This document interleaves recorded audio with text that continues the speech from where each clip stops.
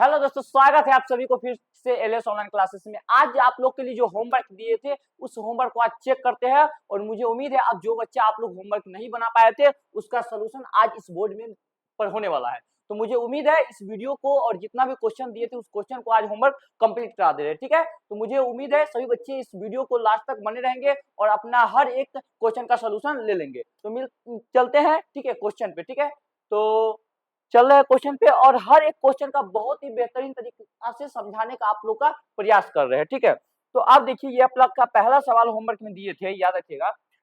6 centimetre त्रिज्या वाले एक वृत्त के एक त्रिज्या खंड का क्षेत्रफल ज्ञात करें। किसका क्षेत्रफल ज्ञात करना है? त्रिज्या खंड का क्षेत्रफल ज्ञात करना है, जिसका कोण कितना डिग्री दिया हुआ है? 60 डिग्री दिया गया है। तो सबसे पहले आप मुझे एक चीज बताइए, यहाँ पे ध्यान दीजिए सही बच्चे, और ये देखिए, यह आपका क्या हो गया? यह एक वृत्त है, ठीक है, और यह एक वृत्त है और यहाँ पे आपका कोई सेंटर है, ठीक है, और यहाँ से यहाँ तक कोई बन गया खंड। यहाँ पर ये आपका क्या कहते हैं? थीटा कहते हैं। ये क्या हो जाता है आप लोग का? थीटा हो जाता है, ठीक है। तो ये थीटा कितना दिया डिग्री दिया गया है? तो आप लोग को थीटा दिया हुआ है 60 डिग्री, ठीक है, और यही आप लोग का त्रिज्या खंड है, ठीक है, त्रिज्या खंड। तो अब मुझे सबसे पहले मुझे एक बात बताइए, त्रिज्या खंड का क्षेत्रफल क्या होता है? तो आप लोग को याद नहीं होगा, इसलिए हम आपको क्या करते हैं, एक सर्किल की मदद से और एक थोड़ा और आसान तरीका से समझाने का हम प्रयास कर रहे हैं। तो सबसे पहले बताइए यहाँ थीटा का, एक सर्किल कितना का होता है? 360 का होता है, ध्यान दीजिएगा मेरी बात अच्छे से।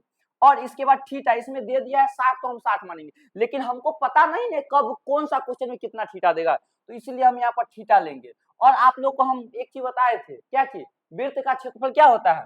तो वृत्त का क्षेत्रफल क्या होता है? पाई आर स्क्वायर होता है। तो याद रखिएगा, त्रिज्या खंड का क्षेत्रफल क्या निकला? थीटा बटे 360 गुने पाई आर स्क्वायर, थीटा बटे 360 गुने पाई आर स्क्वायर। अब मुझे एक बात और याद रखिएगा, वृत्त की परिधि नहीं याद होगा तो एक बात में याद है, न किसी से दोस्ती न किसी से प्यार, वृत्त की परिधि 2 पाई आर, 2 पाई आर, याद रखिएगा परिधि, ठीक है, परिधि। वृत्त की परिधि क्या होता है? 2 पाई आर। न किसी से दोस्ती न किसी से प्यार, वृत्त की परिधि 2 पाई आर। अब आते हैं यहाँ पर, देखिए अब पाई का मान देखिए 22/7 होता है। क्या होता है? 7 या 3.14 होता है। अब देखो, जब तक क्वेश्चन में हमको न कहा जाए किसी 1.4 का यूज करे, तब तक हम किसका करेंगे? 22/7 का यूज करेंगे। तो आते हैं यहाँ प्रश्न पे, चलते हैं और देखिए आपका प्रश्न क्या कह रहा है, और अच्छे से समझिएगा क्योंकि एग्जाम के लिए बहुत ही महत्वपूर्ण प्रश्न है और ये ऑब्जेक्टिव में पूछेगा। 100% गारंटी के साथ देते हैं, आपके बोर्ड एग्जाम में 2026 में पूछने जा रहा है त्रिज्या खंड का क्षेत्रफल कितना होता है। तो मेरे प्यारे बच्चे, मुझे उम्मीद है आप लोग इसको अच्छे से समझ गए हो। क्या होगा? थीटा होते 360 गुने पाई आर स्क्वायर, थीटा होते 360 गुने पाई आर स्क्वायर, ठीक है। तो थीटा होते 360 गुने पाई आर स्क्वायर। अब आते हैं देखिए प्रश्न पे। तो सबसे पहले बोला 6 सेंटीमीटर त्रिज्या, तो त्रिज्या को किससे लिखते हैं जी? आर से। तो आर बराबर कितना दिया गया है? 6 सेंटीमीटर दिया गया है। उसके बाद मुझे बताइए वृत्त, उसके बाद एक वृत्त के त्रिज्या खंड का क्षेत्रफल ज्ञात करना। चलिए निकाल, और जिसका कोण यानी थीटा बराबर, यानी थीटा बराबर आप लोग को कितना दे दिया है? 60 डिग्री दे दिया है। कितना दे दिया है? 60 डिग्री। अब मुझे उम्मीद है आप लोग को इस चीज को क्लियर हो गया होगा। अब हम चलते हैं यहाँ पे आप लोग को त्रिज्या खंड का क्षेत्रफल। तो अब यहाँ पर चलते हैं त्रिज्या खंड, त्रिज्या खंड का क्षेत्रफल। तो आप लोग मेरे प्यारे बच्चे कितना अच्छे हैं, कितना सुंदर है, सुशील है, आप लोग को पता है, बताए थीटा बटे 360 गुने पाई आर स्क्वायर क्यों लिखे है? देखिए थीटा यहाँ पर मेरा लिखने का मकसद ये था क्योंकि यहाँ पता नहीं कब कौन सा थीटा दे दे, एंगल दे दे, इसलिए हम लोग को क्या करना है? थीटा ले लिए। और थीटा आप लोग को दे दिया है, कितना दिया है देखिएगा, थीटा दिया 60 डिग्री दिया है, लेकिन नीचे कितना होगा? 360 होगा गुने पाई के मान बाबू बताए हैं, जब तक क्वेश्चन में ना कहा जाए 3.14 लेने के लिए तब तक हम किसका यूज करेंगे? किसका? 22/7 का। और आर का बाबू मेरे मान यहाँ पर 6 सेंटीमीटर है, तो 6 का स्क्वायर। अब मुझे बताइए, यहाँ पे चलते हैं 60 और यहाँ पर 360 गुने 22/7 और ये हो गया 6 गुने 6। तो 6 गुने 6 का लिखेंगे क्योंकि स्क्वायर है, क्या लिखेंगे? क्योंकि यह स्क्वायर है। तब मुझे बताइए, ये से ये कैंसिल हो गया तो ये बच गया 6, और इससे ये कैंसिल हो गया, एक से ये, एक से एक से इधर कैंसिल हो गया, तो अब यहाँ पर थोड़ा सा आ जाइए, तो यहाँ पर ऊपर में बच गया 22 गुने 6 और नीचे में क्या बच गया 7, तो आप लोग का 132/7 सेंटीमीटर स्क्वायर। ठीक है, बहुत आ गया होगा समझ में सही बच्चे को। तो चलते हैं नेक्स्ट प्रश्न में। मुझे उम्मीद है ये प्रश्न आप लोग के लिए बहुत अच्छा लगा होगा, और नेक्स्ट प्रश्न पे चलते हैं नेक्स्ट प्रश्न पे। इससे पहले आप लोग के लिए थोड़ा सा हम एक चीज बता रहे हैं, उसको ध्यान दीजिएगा। ठीक है, एक शायरी आप लोग को सुनाते हैं, आप लोग के लिए एक शायरी रखे हुए हैं। ठीक है, और ध्यान दीजिएगा, एक हम कहीं से भी लिए हैं शायरी को, और सुन लीजिए। फूल कभी दोबारा नहीं खिलता, फूल कभी दोबारा नहीं खिलता, जन्म कभी दोबारा नहीं मिलता, जन्म कभी दोबारा नहीं मिलता, मिलने को तो मिल जाते हैं हजारों, मिलने के तो मिल जाते हैं हजारों, मगर दिल से चाहने वाला कोई बार बार नहीं मिलता, दिल से चाहने वाला कोई बार बार नहीं मिलता। तो मुझे उम्मीद है आप लोग इस क्वेश्चन को भी समझ गए होंगे और अपने एग्जाम के लिए एकदम कॉन्फिडेंस के साथ तैयारी अच्छे से करेंगे, और मुझे विश्वास है ये क्वेश्चन आप लोग के लिए बहुत अच्छा रहने वाला एग्जाम में। चलते हैं नेक्स्ट प्रश्न की ओर। अब अगला प्रश्न है, सबसे पहले सॉल्यूशन लिख लेते हैं बाबू। यहाँ पर देखिए हल, तो लंबवृत्तीय शंकु का आयतन ज्ञात करना है, लंबवृत्तीय शंकु का आयतन ज्ञात करना है, जिसकी ऊंचाई 28 सेंटीमीटर और आधार की त्रिज्या कितना है, आधार की त्रिज्या 21 सेंटीमीटर। तो मुझे उम्मीद है लंबवृत्तीय शंकु का आयतन ज्ञात, जिसकी ऊंचाई, तो बाबू ऊंचाई को हम लोग क्या लिखते हैं, ऊंचाई को हम लोग क्या करते हैं h, तो h से हम लोग क्या करेंगे, ऊंचाई को कितना दिया गया 28 सेंटीमीटर। अब अगला क्या करता है, ऊंचाई के बाद त्रिज्या, त्रिज्या त्रिज्या r बराबर आप लोग को दिया गया है 21 सेंटीमीटर। अब इसके क्या करना है, लंबवृत्तीय शंकु का आयतन, तो इसलिए लंबवृत्तीय इसलिए लंबवृत्तीय शंकु का आयतन, इसलिए लंबवृत्तीय शंकु का आयतन क्या होता है 1/3 पाई आर स्क्वायर एच।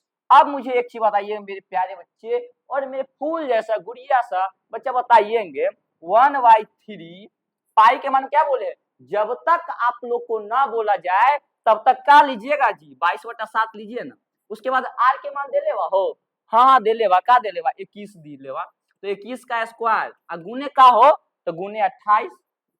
अब मुझे बताओ यहाँ पर ध्यान दीजिए 1/3 गुने 22/7 गुने 21 गुने 21 गुने 28। अब इसको क्या करेंगे, 7 21, तो ये 21 से 21 ये कैंसिल हो जाएगा।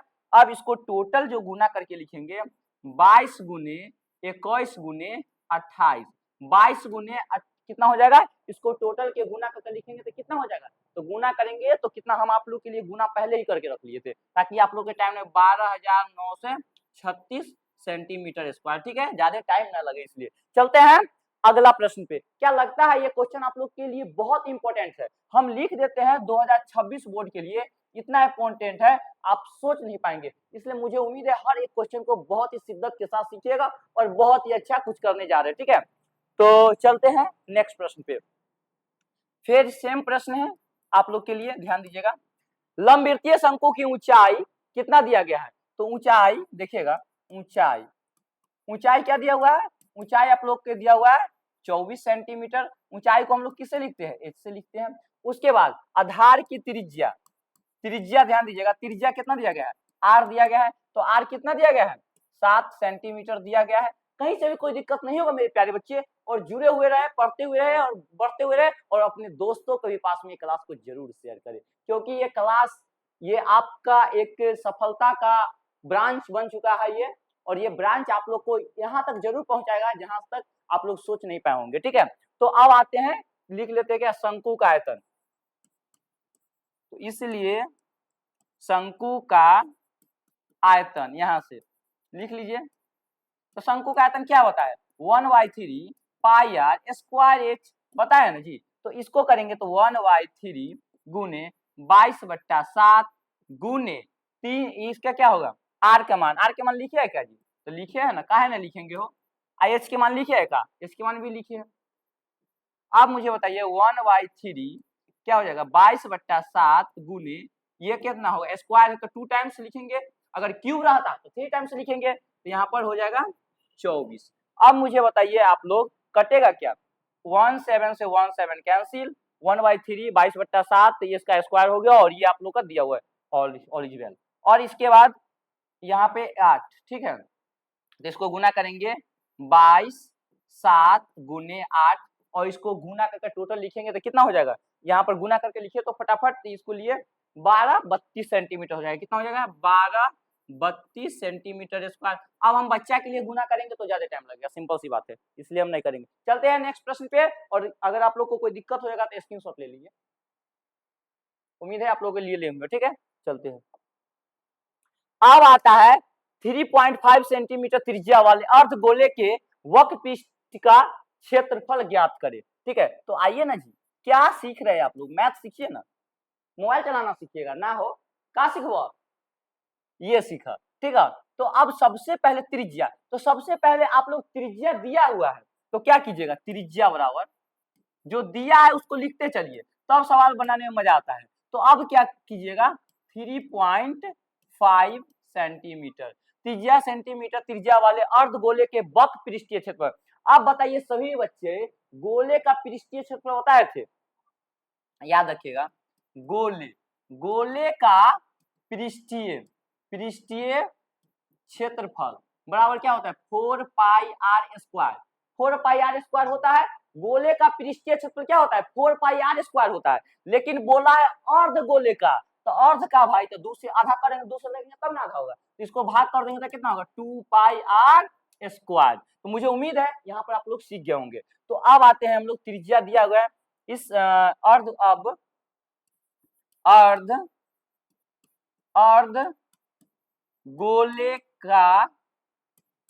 अर्धगोले का वक्र पृष्ठीय क्षेत्रफल बराबर अर्धगोले का वक्र पृष्ठीय क्षेत्रफल बराबर 2πr²। अब मुझे बताइए 2 पाई के मान 22/7 गुने का हो r, तो 3.5 का स्क्वायर। तो अब मुझे बताइए 2 गुने 22/7 3.5 गुने 3.5। अब इसको करेंगे 2 गुने 22/7 गुने यह कितना हो जाएगा, ये हो जाएगा तो कितना हो जाएगा 3.5 और 3.5। तो अब इसको यहाँ पे डायरेक्ट कर सकते हैं, 10 उड़ा दीजिए, यहाँ पर लगा दीजिए 10, ठीक है। अब इसको क्या करेंगे 35/10, इसको करेंगे क्या 35/10, ठीक है। अब मुझे एक चीज बात बताइए, कटेगा क्या, कटेगा तो काटिए, 7 पचे 35, 5 दूना 10, 2 से 2 कट गया, 11 दूना 22 और ये हो गया कितना हो जाएगा 5। तो मुझे चलिए 11 गुने 35 गुने 5, इसका आप लोग करके आंसर लिख लीजिए, ठीक है। ये सवाल आप लोग को यहाँ तक समझ में आ गया होगा। चलते हैं नेक्स्ट प्रश्न पे। अब देखते हैं, उस गोले का पृष्ठीय क्षेत्रफल ज्ञात कीजिए जिसका व्यास 10 सेंटीमीटर है। क्या करना है, व्यास 10 सेंटीमीटर है, अगला प्रश्न है, ठीक है। तो मुझे विश्वास है आप लोग के लिए बहुत ही ज्यादा हेल्प होने वाला है और आप लोग इसको अच्छा से बनाइएगा, ठीक है। तो चलते हैं नेक्स्ट प्रश्न पे। तो यहाँ पर उस गोले का पृष्ठीय क्षेत्रफल ज्ञात करना जिसका व्यास, तो अब सबसे पहले आप लोग को आना है व्यास। तो व्यास दिया हुआ है तो डी दिया गया, क्या दिया है डी बराबर होता है आप लोग को व्यास, क्या होता है व्यास। तो व्यास आप लोग को दिया गया है 10 सेंटीमीटर, ठीक है। अब उसके बाद होता है आर बराबर, एक सेकेंड, आर बराबर क्या होता है d/2 होता है। तो यहाँ पर ध्यान दीजिएगा सभी बच्चे, क्या हो जाएगा डी, तो यहाँ पे आ जाएगा 10/2, इसको क्या क्या करेंगे 5 सेंटीमीटर आप लोग का क्या निकल गया है, आर निकल गया है, त्रिज्या निकल गया है, कहीं से भी कोई दिक्कत नहीं है, ठीक है। अब मुझे यहाँ पर एक चीज आया समझ में आ गया, ध्यान दीजिएगा। और अब क्या करता है, गोले का पृष्ठीय क्षेत्रफल क्या होता है, गोले का पृष्ठीय क्षेत्रफल बराबर क्या हो जाएगा, गोले का पृष्ठीय क्षेत्रफल हो जाएगा 4πr²।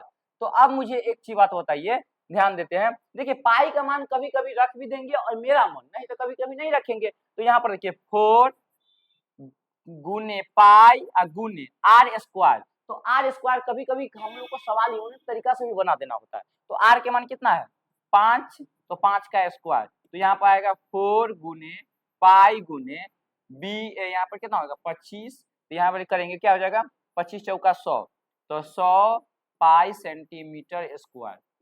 तो मुझे उम्मीद है आप लोग को ये पांचों सवाल आप लोग को हम दिए थे होमवर्क में, और मुझे उम्मीद है आप लोग इसको अच्छा से बना लिए होंगे, और बना के आप लोग जल्दी, जो बच्चा नहीं बनाए हैं, और हर एक क्वेश्चन को 5 बार आप लोग को बना के व्हाट्सएप पे, बहुत बच्चा का आ गया है लेकिन आप लोग का नहीं आया है, ठीक है। तो बच्चा जो भेज दिया है उसके लिए अच्छी बात है, जो ना भेजा है उसके लिए तो चल, तो मिलते हैं नेक्स्ट क्लास में होमवर्क के साथ, तब तक के लिए जय हिंद जय भारत।